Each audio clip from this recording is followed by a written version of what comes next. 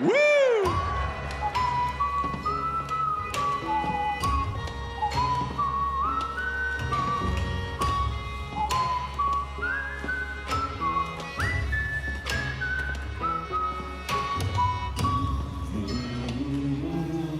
Hi all, and welcome to the video. The footage we're looking at here is from Tennocon 2018, and this is the cinematic intro to the new area coming later this year. It's called Fortuna, as far as we can tell. It's spelt that way anyway. And rather like when you first go to Cetus for the Plains of Eidolon, it all started off like this. It's an underground city, so to speak, on Venus, which I always traditionally thought as an extremely hot planet. However, deep in the core, apparently, in the Warframe universe, not quite so. All the adults seem to have robotic heads, so we saw a little bit more of that, but I'm condensing it down for this review video. So there you go, Fortuna. What an amazing intro. And rather like the intro to Plains of Eidolon, we saw Rebecca dropping in. Why do all the adults have robot heads? It's just a little strange. However, not to worry, but everyone was already massively impressed by this underground kind of city. Now these guys are what they're calling debt slaves, and we saw a little bit of the places we walked around. They've introduced a couple of new mechanics, like here, this chap. If you remember, we could build a Tsar, which was a melee weapon. We can now build a secondary as well, which looked really quite interesting. You see there, they put them together and preview them. And the different parts, once again, will give you different stats. And I'm imagining there is gilding and whatnot going on for that as well. The next vendor they introduced us to was something new, a mower pet vendor, which is kind of awesome.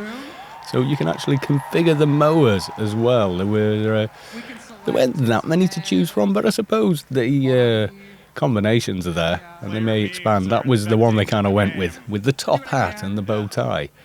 Go nicely with your Limbo Prime, I suppose, which is pretty awesome. We're also told about these kind of mechanoid fish, which live deep inside the planet. I'm guessing you're going to need fish oil again for some of this gear. Just kind of guessing maybe, but I'm kind of thinking maybe we will, but it did look bloody awesome.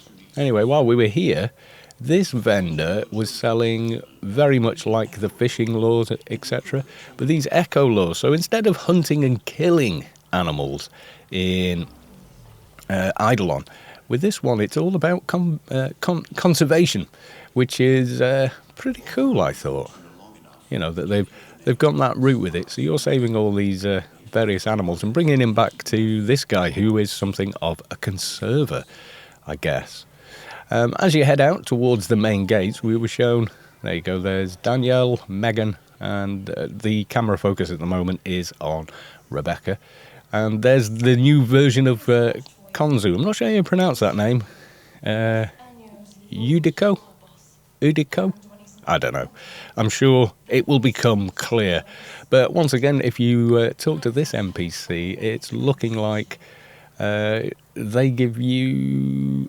There you go. There was a bit of stuttering and lag on the stream, but it's a stream, you know, hey.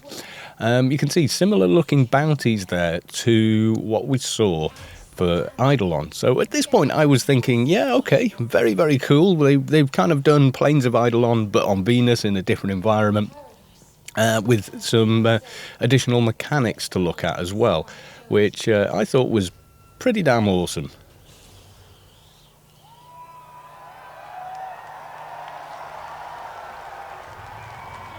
So we're looking across, we get the big reveal of Venus. Now, apparently it's so cold in this particular area because spiders. No, not because of the spiders. Because there is a massive cooling system deep within the planet that the corpus are pulling up on. etc. So we go into the mission, and it looked pretty much similar to what you might expect on the Plains of Eidolon. I don't know if there is a free roam that will be available. I'm guessing probably. And this all looked pretty darn impressive. You got some flying guys there, the usual kind of stuff. Nice headshot.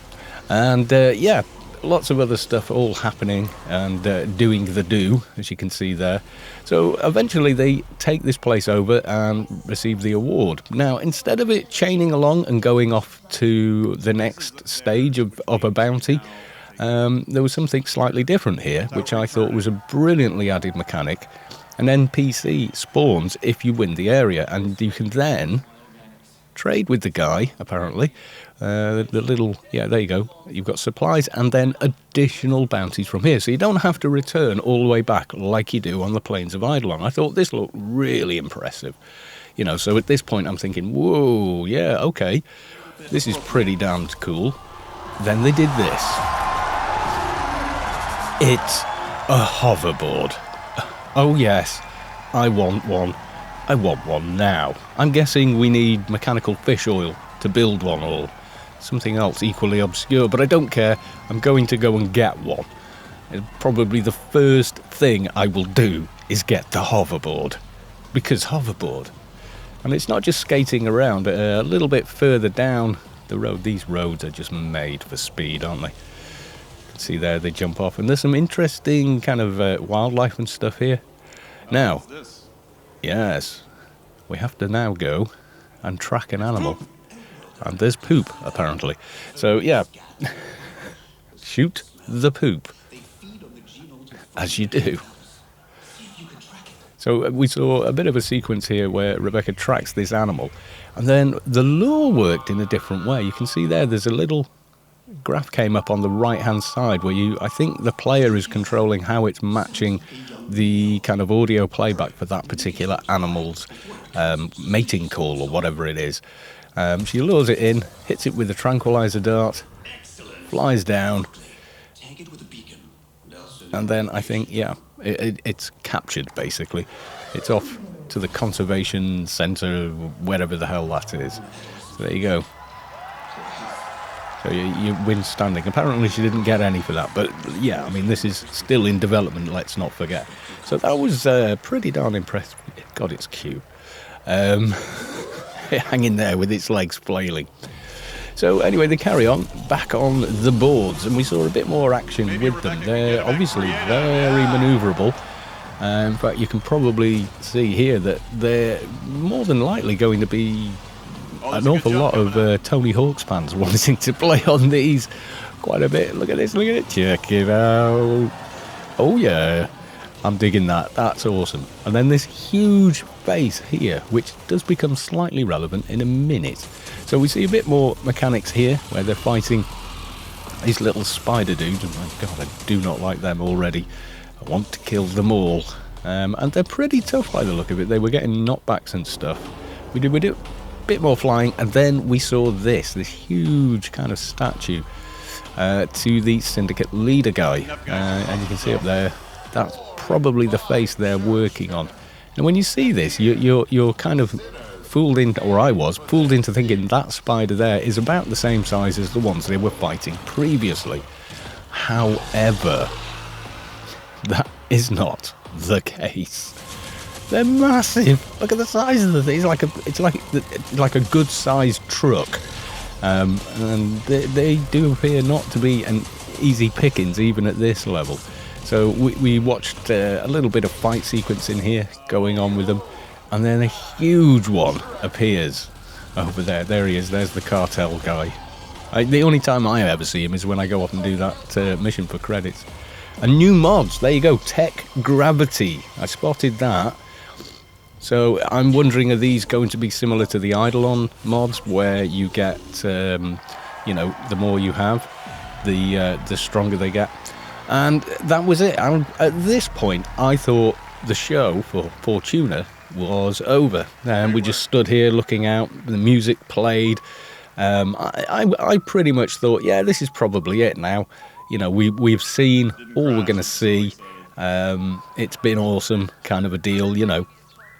And yeah, However, they carried on talking for a little bit, and then Ano, whatever, it starts talking again and begins with an alien bombardment. While they were talking here, they mentioned that this entire valley that they've been playing in is bigger, or the smaller part they were in to begin with is actually bigger than the Plains of Eidolon, and the entire thing is vastly bigger than the Plains of Eidolon. So what I'm thinking there is what Digital Extremes learned by bringing Plains of Eidolon to market was how to create bigger open worlds, and they've now created an absolutely enormous one. How well it runs, how many bugs we'll have, well, you know, anybody's guess. I really don't know, but I'm really quite hopeful. And then this bloody great ship turns up. Oh yeah. I mean, I don't know what music would have been more apt for this, but then all three get on board. I don't know how many people can do this, 4 maybe, but they're just doing this with Rebecca, Megan and Danielle, where, you know, demoing this. So it was only 3 when we were here. That looks like a pet. Yes, it does.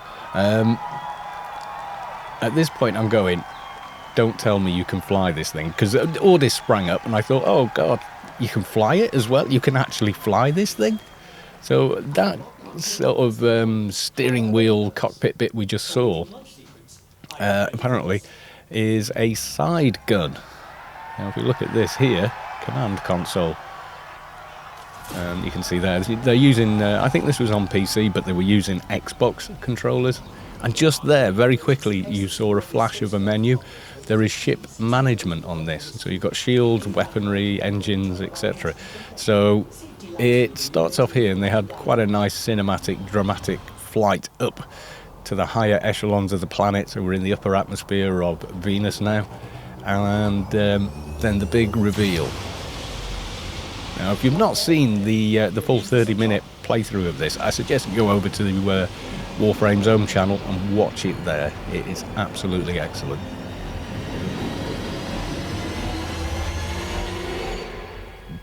Boom! Mic drop.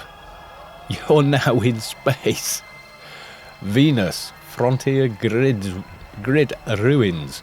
So these are the old defences and such that you see above the planet, and this is where the bombardment's coming from, one particular ship or many.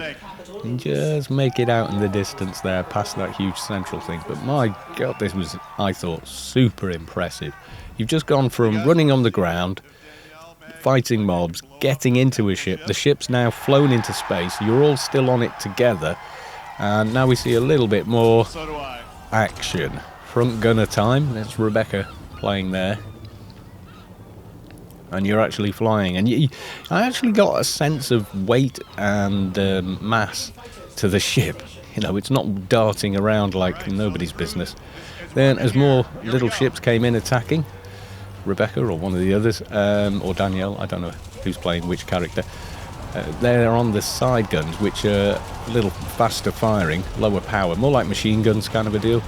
You see them there shooting and picking out the various ships they're shooting at, and I thought, wow, so we get space battles as well. This is amazing. Really impressed. You can see that. Yeah, you got to shoot ahead, etc. And then we're kind of like getting onto here, and I thought this was going to be about the limit of what they were going to do.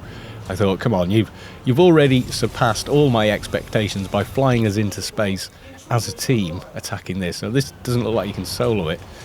But then they invade the ship. You've got hand-to-hand combat again, well, you know, weapons to hand. Then these fires are springing out, and apparently the players, as you can see here, put the fires out. So you've got to manage the fires within the ship as you're doing it. It's all part of the mechanics involved.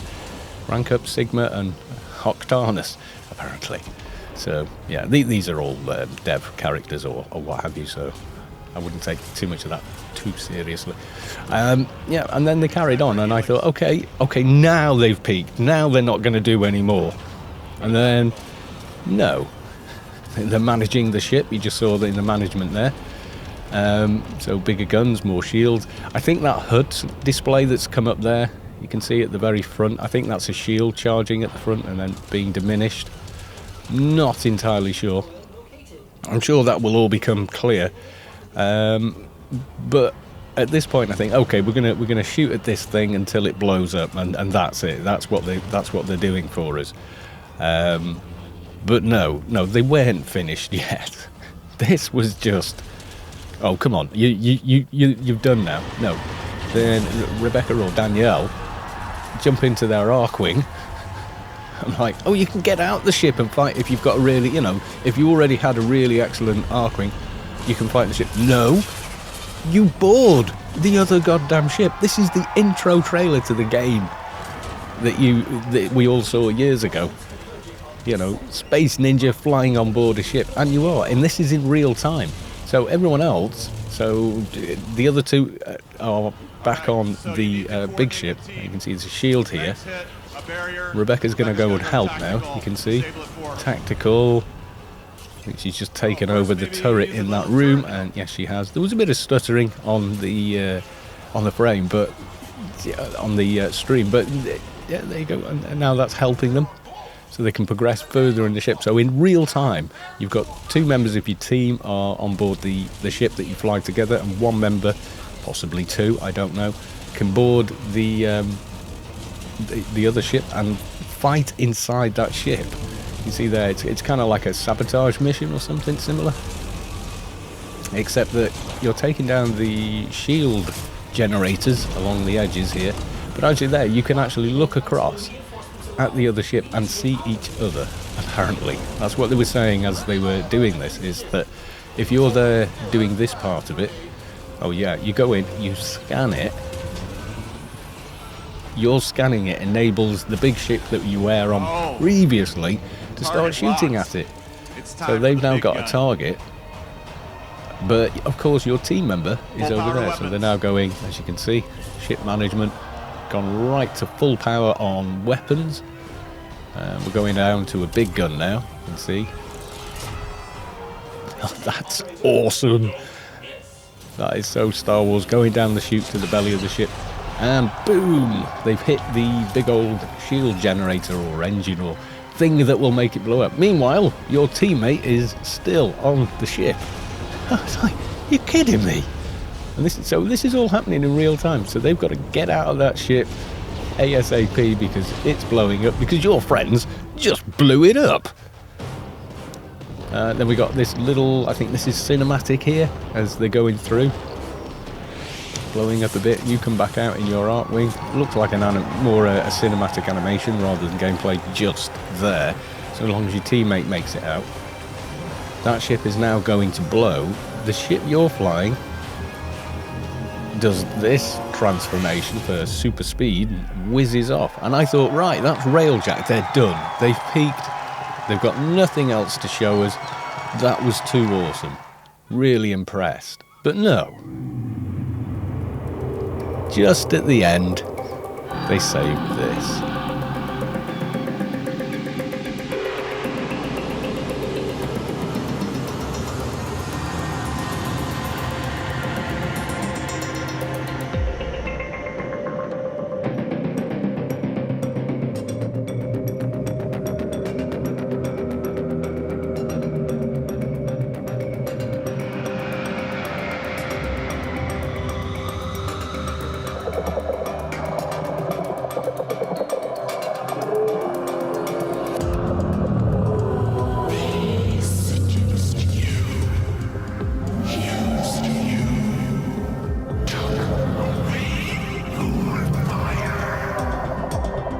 Mother, what must I do?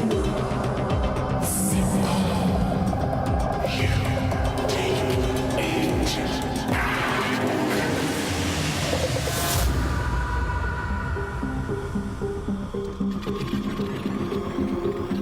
So just when you thought they couldn't possibly add more, they've added another quest line. Oh my god!